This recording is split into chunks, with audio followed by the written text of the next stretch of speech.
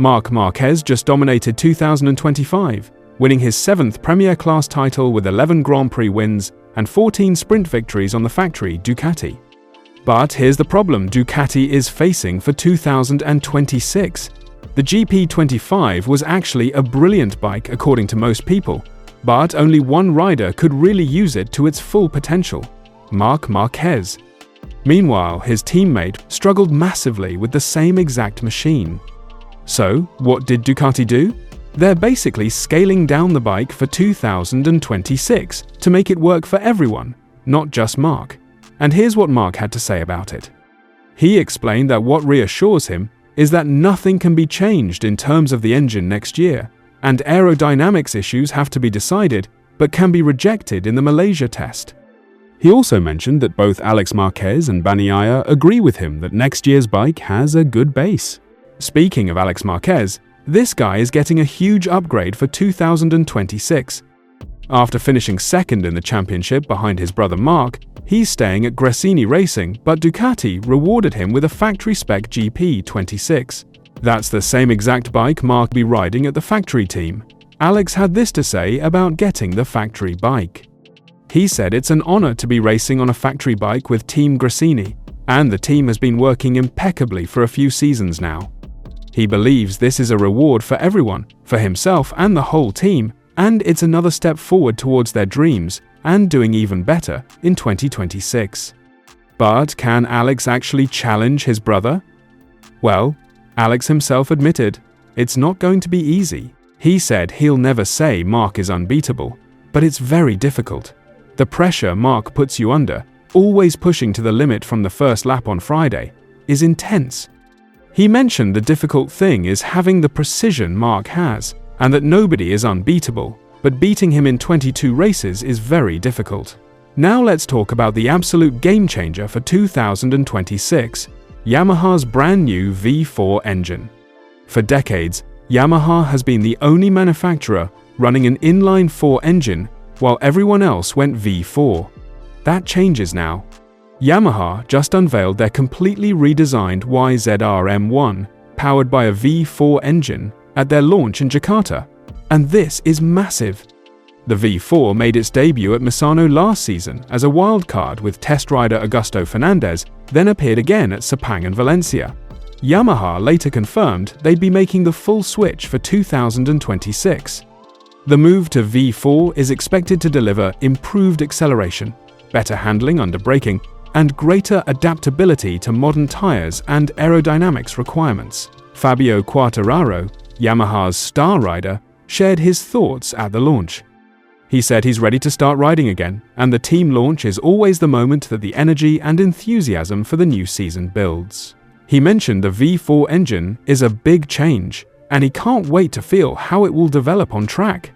He thinks the fans and media are very curious too, and he's been training hard all winter, so he's ready to give it his all.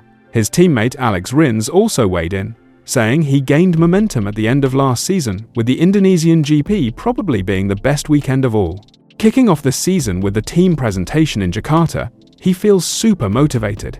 He wants to carry this energy from the launch with the fans into the 2026 season. The new bike gives them more development opportunities, and that's highly motivating too. Here's what makes this even crazier. Yamaha developed this V4 bike while still racing the inline 4 through all of 2025. That's running 3 different platforms at once, which is absolutely insane. Takahiro Sumi, Yamaha's general manager, said that 2026 marks the start of Yamaha's V4 era, and it's an exciting chapter, but it demands discipline, data, and dedication from everyone involved. Last year's parallel development of 3 platforms gave them the foundation for this year. Honda also made some noise at the Sepang shakedown test. Test rider Alex Espargaro topped the timesheets with a 1:57 and 173, which is a few tenths faster than Joan Mir's 2025 qualifying time, and would have put him 4th on that grid. That's a solid signal of progress for Honda, who've been struggling for years. The shakedown test just wrapped up in Sepang from January 29 to 31, and it was reserved for test riders, rookies, and Yamaha's full roster, since they're the only manufacturer in the lowest concession rank. 2 rookies made their MotoGP debuts, reigning Moto2 world champion Diogo Moreira from Brazil on the LCR Honda, and 3-time world SBK champion Toprak Razgatlioglu from Turkey on the Pramac Yamaha. These guys got valuable track time to continue their adaptation to MotoGP machinery. Now we're heading into the official Sepang test, which runs from February 3 to 5, where the entire grid will be on track for the first time. This is where we'll really see how these new bikes stack up against each other. After Sepang, there's one more test at Buriram in Thailand on February 21 to 22, just 1 week before the season-opening Thai Grand Prix on March 1st. The 2026 calendar features a record equaling 22 rounds. MotoGP is returning to Brazil for the first time since 2004, with the Brazilian Grand Prix set for March 22 at Goiânia, following extensive renovations. Meanwhile, the Argentine Grand Prix won't be on the calendar this year.